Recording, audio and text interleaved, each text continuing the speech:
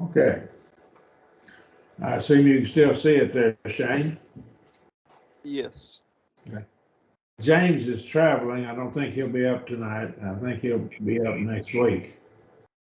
What we're dealing with here in this passage in chapter 9, beginning verse 8, is some a fortiori arguments and arguments for a greater cause. What's true of the lesser is true of the greater. And we're going to have to use these arguments. I'm covering those on Monday nights in my hermeneutics class, and it's also in my logic book. So I'm dealing with that in some detail. It's a principle of logic as well as a principle of hermeneutics. So let's take verse 8. Jerry, could you start us off? Okay. Read it and then translate it for us, and we'll work our way through it. Please. Okay. Me kata anthropon ta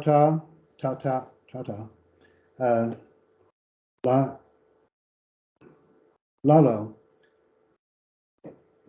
a uki kai ho nomos tata lege. The letters are running together. Do I say these things only as a man, or does the law not also say these things? Okay. How did you get the word only in there? Only came from, well, I've got parentheses around it, so that means I added it, but Okay, well, that's okay. there was something that, I think the word only is okay to put it in there if you understand it should be in italics or parentheses, as you say. yeah, I can't do italics, I write it by Objecting hand. to that, I'm just, okay. I Yeah. want you to think about where you got it. Yeah, And so if you were writing it up and I'd put it in italics in my text, and of course I can do that with a computer and italicize it. Okay. Some of the newer translations don't italicize words that they insert. I don't like that. I would prefer that they italicize the words. Okay. So again, you translate it, go back and give it to us again, please. I've butted in on you. okay. Do I say these things only as a man, or does the law not also say these things? Okay. So here we don't have a word that's a key for a trigger key to tell us that we've got a question. But the compilers of the text put a semicolon at the end of it, and they interpret it as a question. Now, that's their interpretation. I think they're correct, but you need to remember that that's an interpretation on their part. So from time to time, they may misinterpret. So be aware of that. Do I speak these things after the manner of men, or saith not the law also the same? That's American Standard. Has two questions. King James has two questions too. So I don't say these things only as a man. I think only is probably a good insertion there with it being italics, of course. Am I just speaking as a man, or say does the law say the same? So now, what are the two sources from which religious ideas come? From who? From who or who? God or man.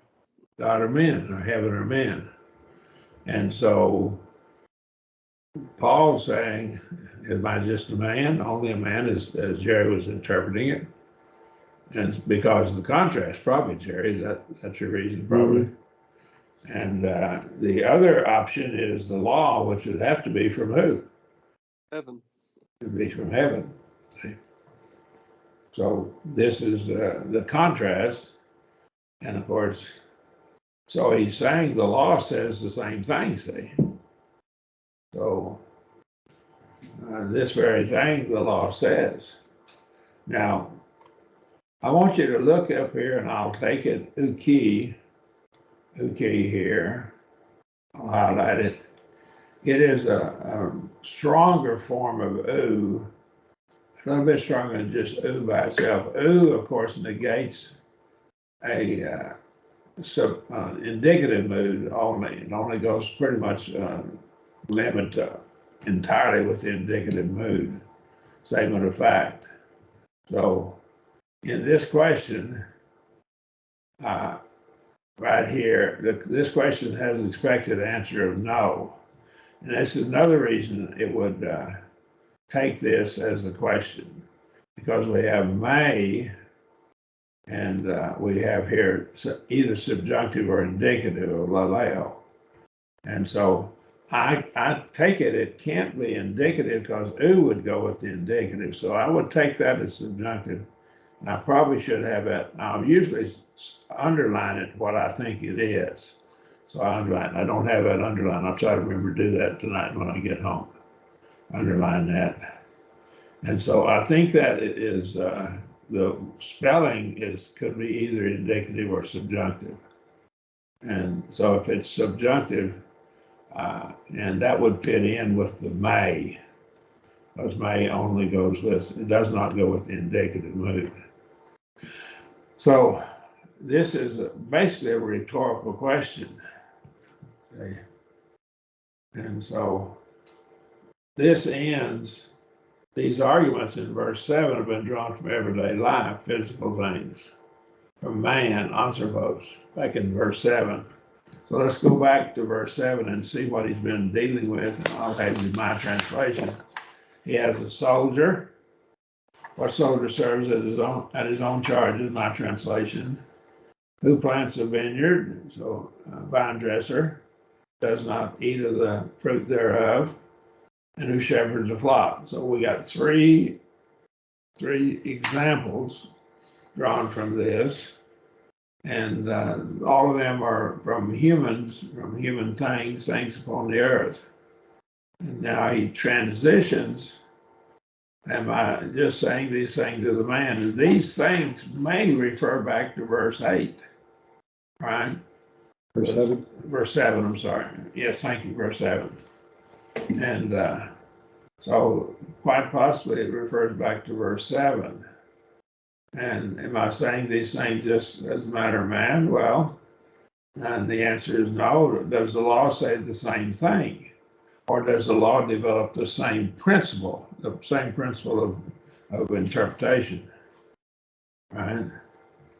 Now, or saith, or does the law say this? Now, does the law not say this? Now I want to look. The first sentence has may, and it expects a no answer. May, with a question, expects a no answer. Remember that. And that's one of our things we've learned. Right here, I have it highlighted. I'll highlight it here. It's from Davis, right here. My problem is it just puts something over you can't see it. Ooh and may are used in direct questions to indicate the kind of answer expected. Ooh expects the answer yes, and may expects the answer no. So we could probably word this, and let's go down and see how I worded it based upon that. I do not speak these things after the manner of men, do I? See? Or the law also says the same thing, and you might add thing in there, does it not? So the second one, whenever he has the second question, he has ooh. Now, ooh key is a stronger form of ooh, but it's still ooh. It is right here, according to Thayer, ooh key is just ooh, and it's strengthened with the key ending. It's ooh, it's not, but it's stronger.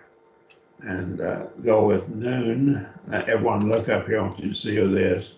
You have noon, and that's now.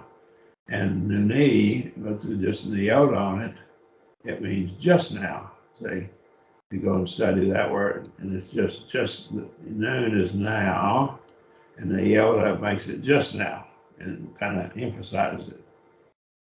Right? By no means, okay.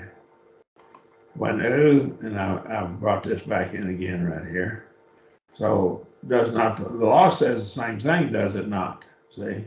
So now he's going to draw from the law of Moses, draw this principle of Bible interpretation.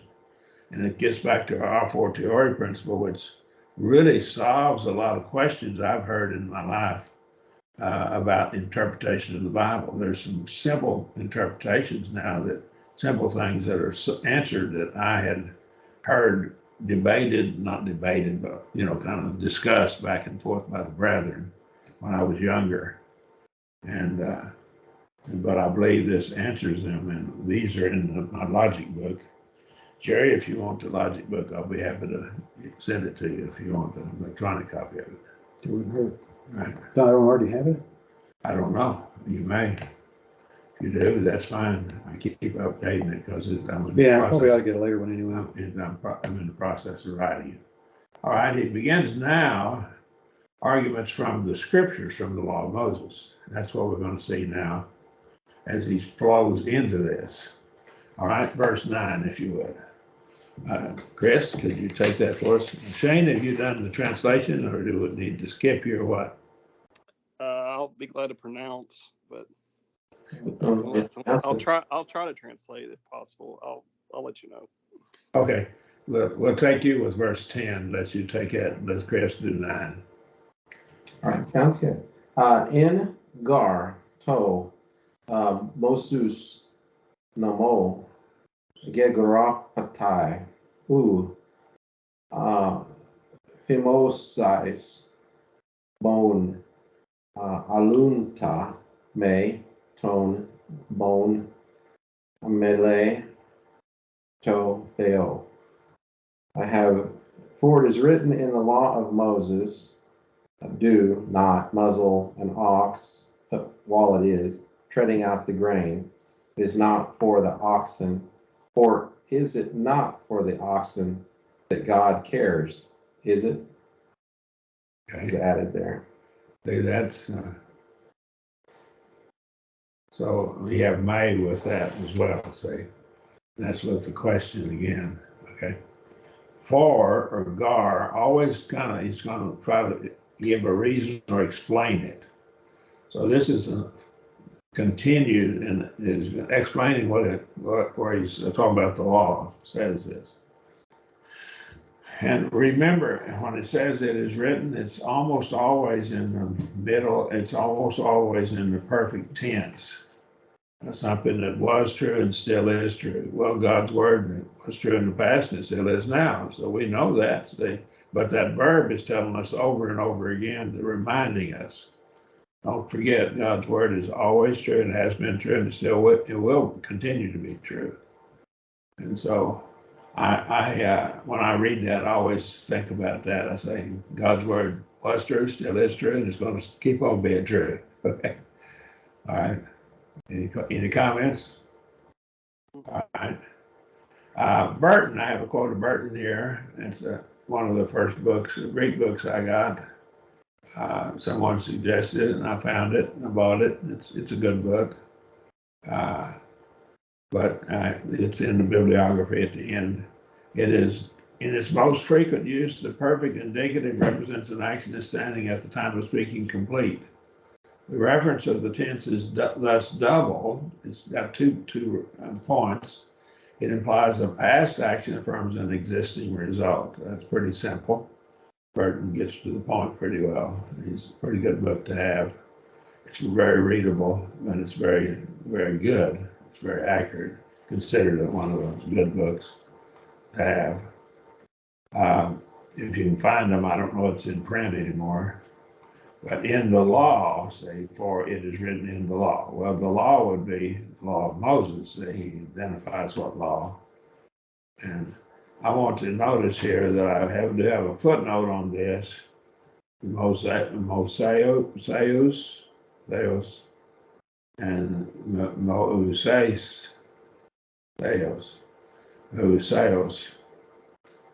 four syllables. Moseos. And the spelling is different. So we have a variant in the spelling. That's no big deal. they spell names differently, probably in different parts of the empire. And so different copyists might spell it a little bit differently, so that's no big deal. It doesn't change anything that they spell Moses differently, okay? Any comments there? So don't worry about that. But some manuscripts have a varied spelling. And E is interesting. Josephus spells it both ways in his writings. He spells it both ways. Josephus does, if you take his writings.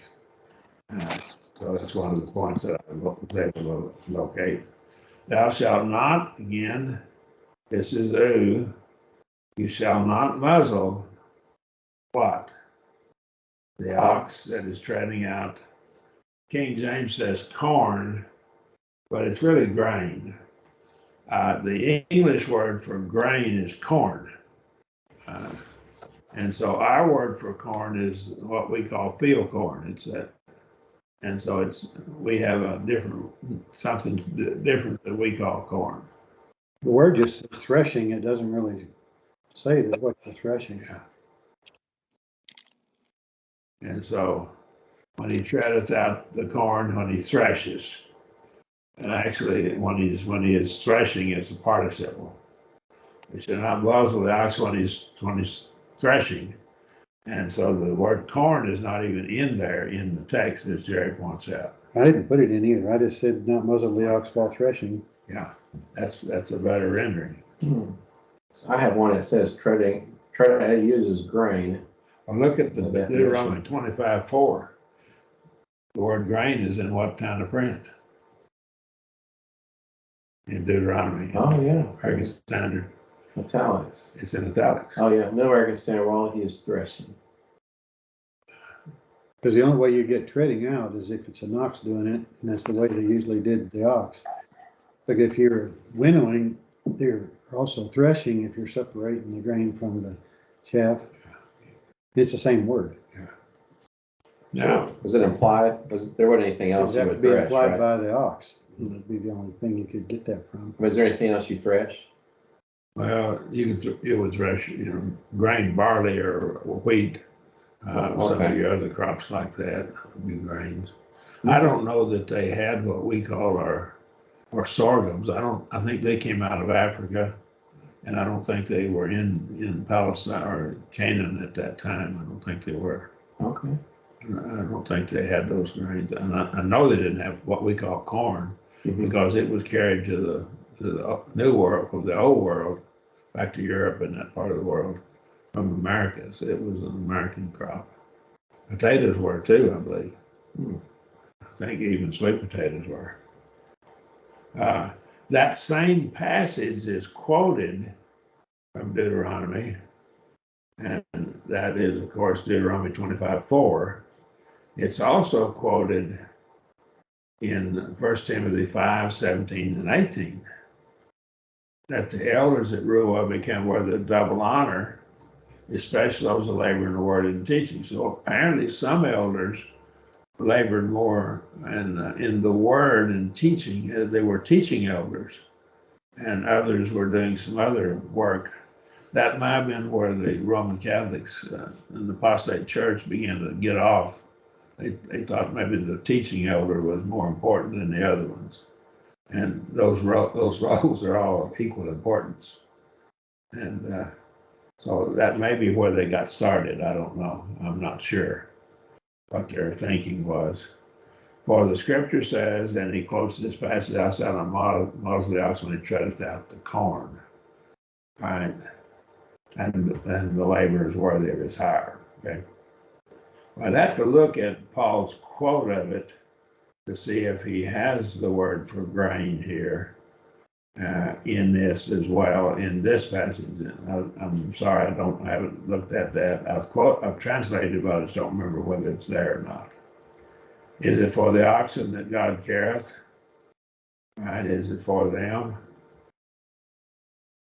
So what he's saying is, was that written in Deuteronomy 25 for the oxen? Is that what that's all about? And that's a rhetorical question. It's not for the oxen that God cares. See, the may Text said, it's not for the oxen that God cares, is it? See? So this should be more properly translated, not for the oxen that God cares, is it? And this, So, go ahead, I'm sorry, Shane. well, so, if we didn't have the inspired interpretation of this, we only had Deuteronomy, would we have come to that conclusion? And I know an oxen can't read the Bible, so. Well, I think even if we didn't have this, we have other passages where the a fortiori principle is used over and over in the New Testament. And I think we can actually find it in the Old Testament as well. I'm just kind of looking at the surrounding context of Deuteronomy 25, and it's it's talking about justice for man. Yes. So I think that's kind of interesting. Yes.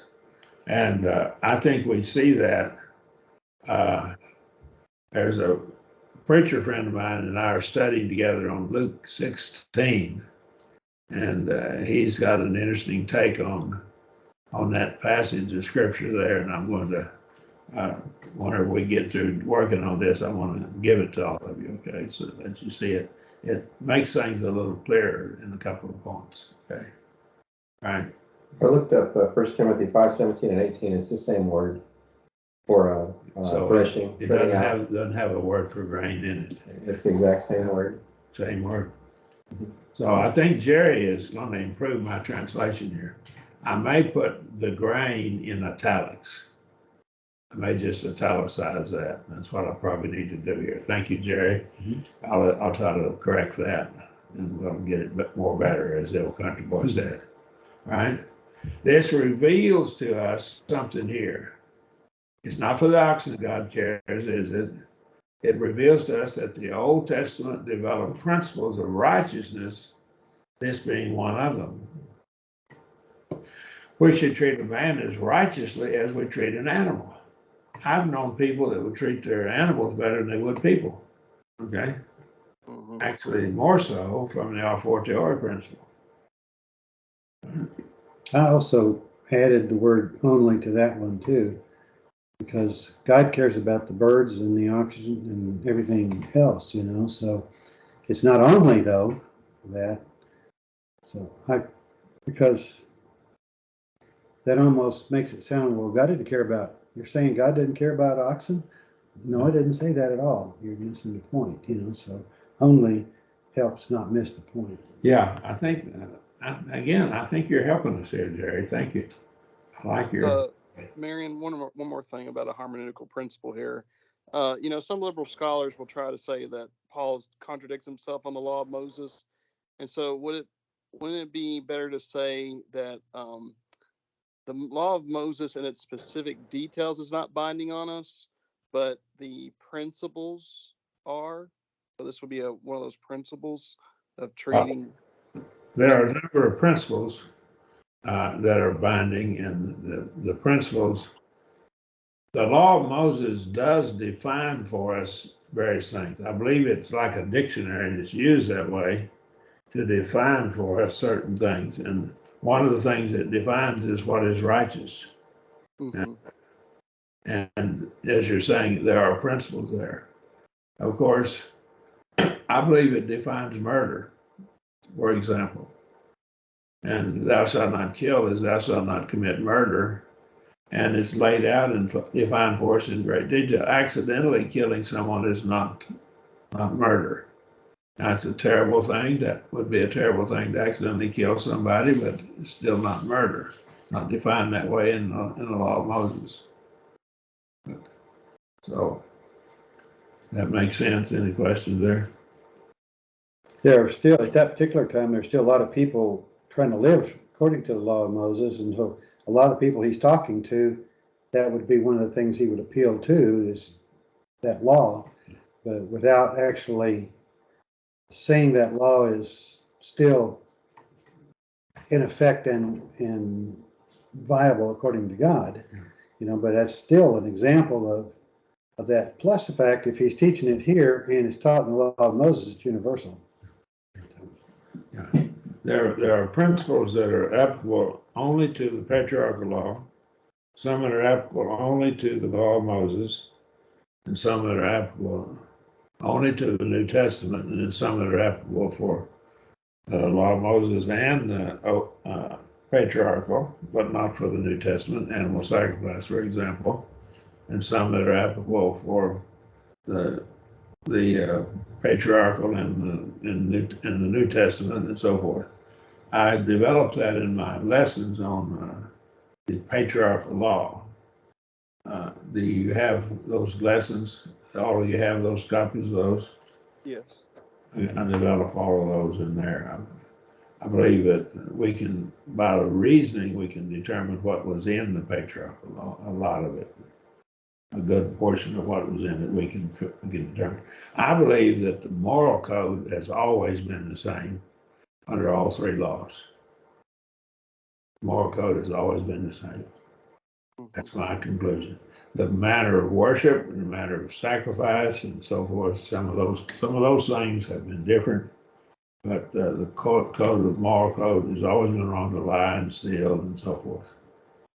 All right. Any questions? So I want to rework this a little bit. Jerry, you've helped me. Thank you very much. All right. Let's go on to verse 10. If you would, go ahead, Shane, and read that for us, if you will, and then we'll, if you want to take a stab at any points there, you can, and then we'll let Jerry finish it. Okay. All right. I'll read it. Hedi Hamas Pontos Lega di Hamas Gar Egrafe Hoti Ep Elpidi Ophilai Ho Aratrion Aratrion Kai Ho Aloan Tes Elpidas Atu Betakain Ep Elpide. So I'll let someone else.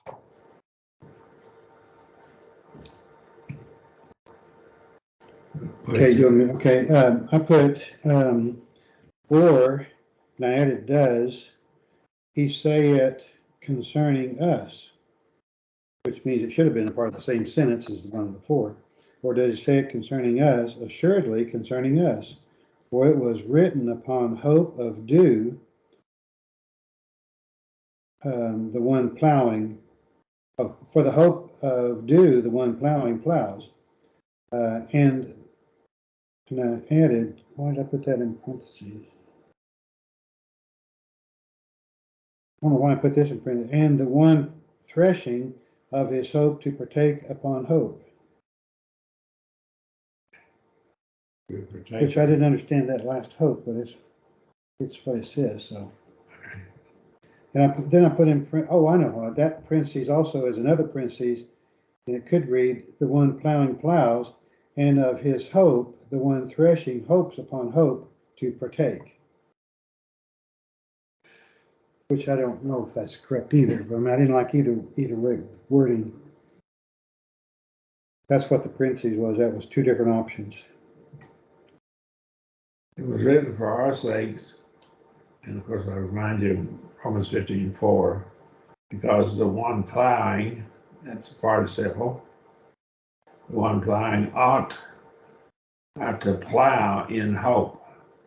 That's how the American Standard reads. So he ought to, hope entails a reason to expect something different than wishing for and hoping for. Is you have a reason to expect it if you hope for it. And I put of due for that same thing, for that word. So if you hope for it, you have a reason to expect it. So he has a right to expect and receive it. And the workman, I reminded Luke 10:7, Jesus said, workman's worthy of his hire. Okay. And he says, and he that threshes, the one threshing in hope. And so he also should do it in hope, right? Should plow in hope, the one threshing in hope. And I think it's elliptical here. The one threshing in hope, he should thrash in hope. And so probably he should thrash in hope. He will thrash in hope.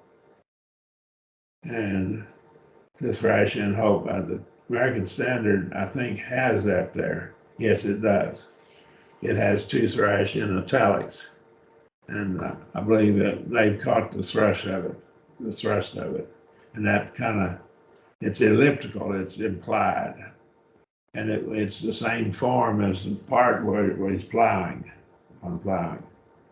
And he thrashes, he ought to thrash in hope.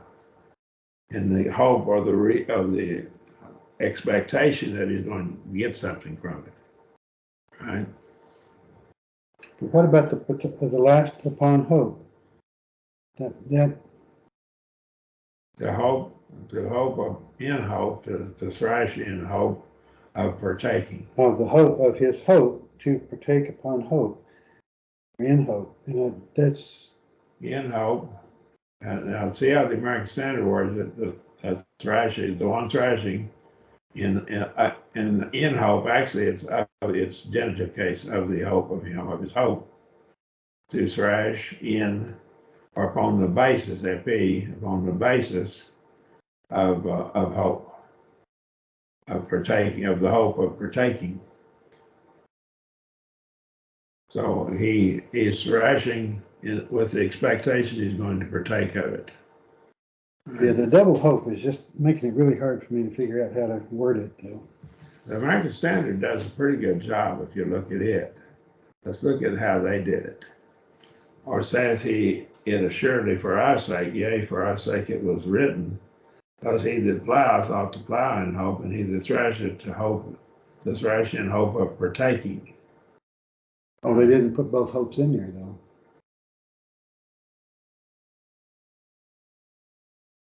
No, he does have it. He has thrash in hope.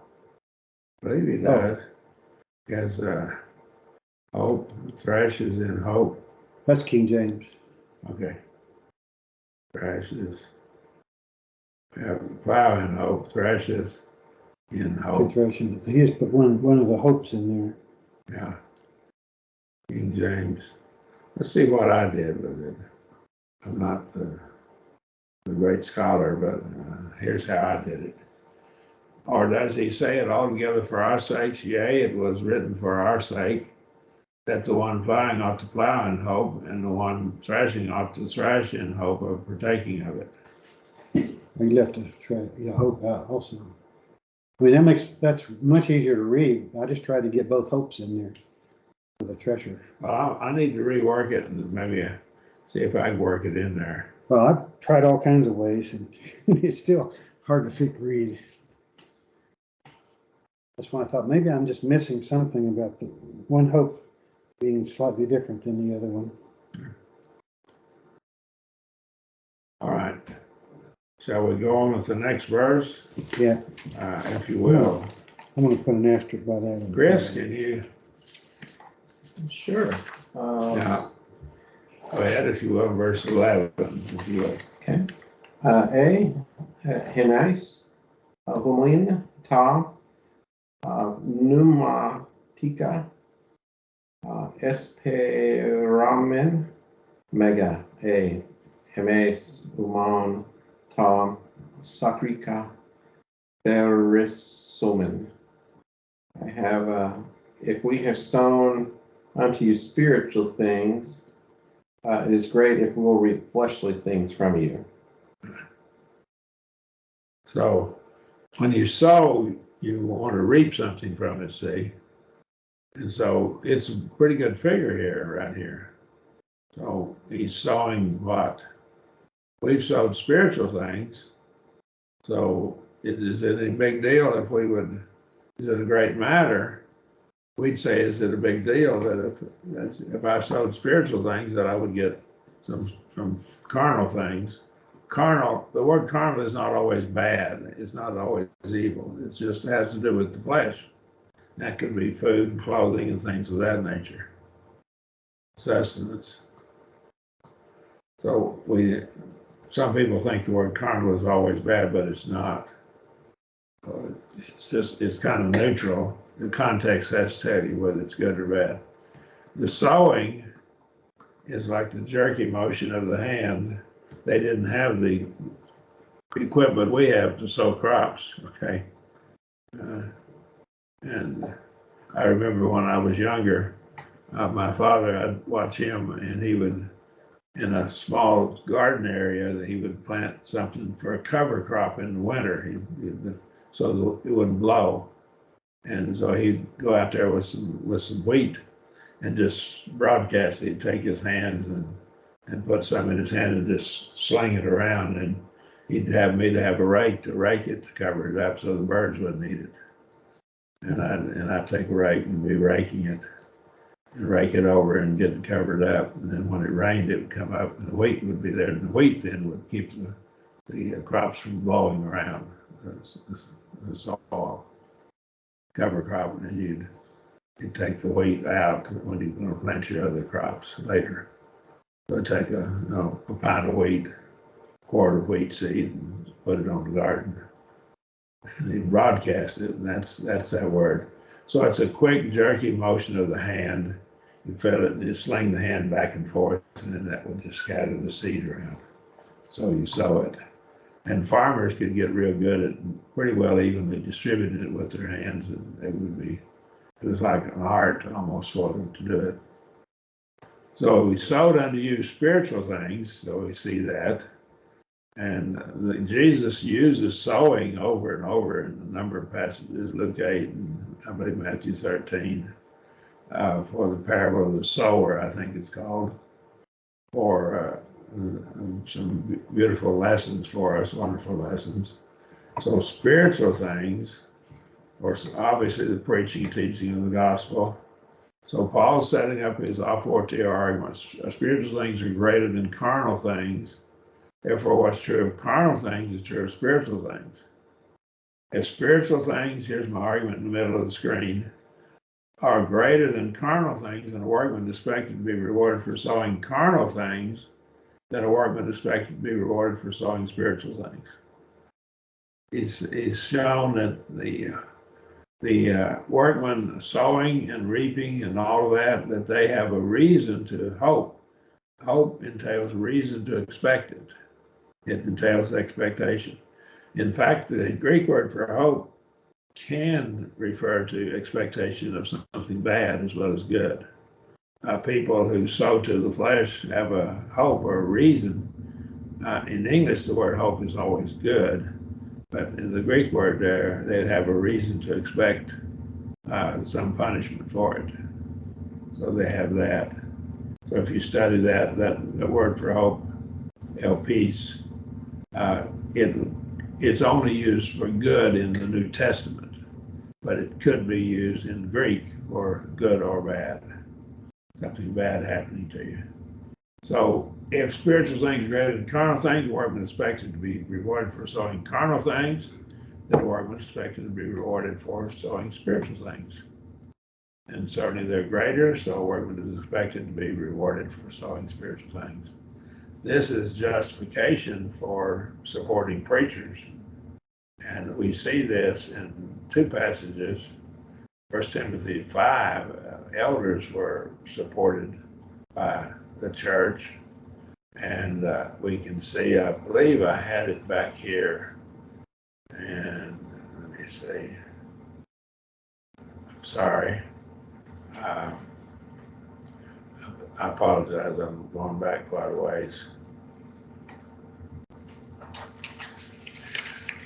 Well, I think this passage will justify supporting preachers in our passage here, but 1 Timothy 5, I'm sure I had it in my notes here. I don't see it, but it's in 1 Timothy 5, about verse 17, if my memory is right. Right? Now, we just finished what? Verse 11? If we sowed unto you spiritual things. Now, notice the word if is epsilon a, and that is a real definite if.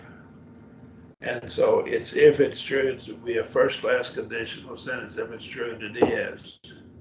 Whereas epsilon alpha nu aeon is kind of an iffy if. I call it an iffy if. It would go with the other moods, subjunctive and optative moods. Okay. Right? All right. Now, Jerry, I had on that last one, 11, just on your version of it, did you read it? yes. Or we No, I said didn't you- read it. No. If we sow to you spiritual things, is it a great matter if we reap your carnal things? Okay, the other thing I added was, I added the word then after we. Is it a great thing if we then, because it's a future, and I was trying to get the future in it, that they did the teaching first, and then afterwards they expected, then, or is there not a reason to expect, or is not it fair to expect Well, that? with, So I just added the word then in parentheses. Well, I can't print in italics, so well, parentheses are my where italics. I have my cursor right now, you see it before the is it. The word then could really be inserted because the A, epsilon iota is an if. It's an if then statement, basically is what it is. So the word then could be put there, but it probably should be in italics, but. Yeah. It's I was somewhat trying to implied. get the reap, because reap is future. And the other one is not. So I put if we later reap your carnal things, Yeah. to show future, but Well, see, future is just future from some point. And right here, it could be that they sowed in the past and the future might be right now in the context. yeah. Yeah. And that's why I put then to show it was afterwards, but it could be now. Yeah. Because right now is when he probably could use that support. He's already taught them they should be strong enough now to realize they should be helping support to get him to teach other places. Okay. I think the word then could be inserted right here without any problem and wouldn't do any injustice to it. Sure. Because an if then statement is hypothetical syllogism, is what Yeah, it basically is. Because is also, And I put is it in italics. yeah, mine too. Well, It's a great matter. Is it? And So we sowed and we reaped. So we have both sowing and reaping there. Now, I grew up on a farm and I've sowed wheat. We had about 200 acres of wheat here. And I combined it and harvested it, scooped all that grain, 30, 40 bushel an acre, 200 acres. I scooped all that grain and it weighs 60 pounds to the bushel. Let's scoop. Okay. That's a lot of work. So, all right. Let's go with verse 12. I won't go back. I'm going back to my young days of yesteryears. Okay. All right. And I think Chris read last, didn't he? Mm-hmm. Okay. Shane, you want to try to read the Greek for us? And we'll let Jerry translate. Yes. I alloy tes exousias hemon metekusen u malan hemes al uk ekresametha te exousia tate ala panta stegomen hina me ekopin tina domen to evangelio Ganelio to Christu. okay, I put, and I wasn't quite sure how to phrase part of this. If others in authority of you partake of you, should, I added should, we not more so? But we, and I added did not take advantage of this authority so that we might not be the source of any hindrance to the gospel of Christ. All right. Now, what do we know about the Greek-speaking people that would make Paul not go ahead and use his right here? Of course, he's telling them, right, that he didn't. It's almost like he's apologizing for not, but he did it because of expediency, because of their character. Yeah. I think the Greeks, though, had some thinking that was a little different than the Romans. And the Greeks, if you were a teacher, you're supposed to teach for the love of teaching and not expect any support, financial support for it. It doesn't seem rational unless you're a rich person to start with. Yeah. And so that was their thinking. You kind of lowered yourself if you took pay for your teaching. If you took support for it. And he says, nevertheless, we didn't use this right, this authority, see, exousia, this power. This, the right of which he has written in verses 4, 5, and 6. He comes back to this right in 1 Corinthians 9:18. Let's look at 4, 5, and 6. Have we no right to eat and to drink? That same word. Have we no right to lead about a wife that is a believer and is the rest of the apostles and the brethren of the Lord and Cephas? Now, I think Paul was a single man. I think we can prove that. So he had the right to have a wife. Now that tells me that he was either a bachelor, never had been married, or that he was a widower, and a widower has the right to remarry, or he's scripturally divorced. Does that make sense? He has to be one of those three. Because I would argue then that he's not unscripturally divorced. Right? And I would argue also that these other passages will show he's a single man. So I think we can draw conclusions from that. And he says, or I only in Barnabas have we no right to forbear working. Again, that's that same word here. And he's elaborating on it. And they were basically somewhere, seem to have been arguing from other passages we've learned that you must be inferior to the apostles because they took support and you don't. See? And so they're misinterpreting his actions. If you try to do something, lean over backwards with people, sometimes people will misinterpret what you're doing. And we mean well, and they just, and our purpose is good, and yet they will misinterpret it. But you still need to love them and not be rough with them about their misunderstanding. Paul is just going to show them that he had this right. But now notice we have Allah. But, all right. And right there, Allah, but, and Allah introduces something that's in a different category. Got 5 minutes, okay. We bear all things in order that we may cause no hindrance to the gospel. So, yes, we're doing this so we won't hinder the gospel.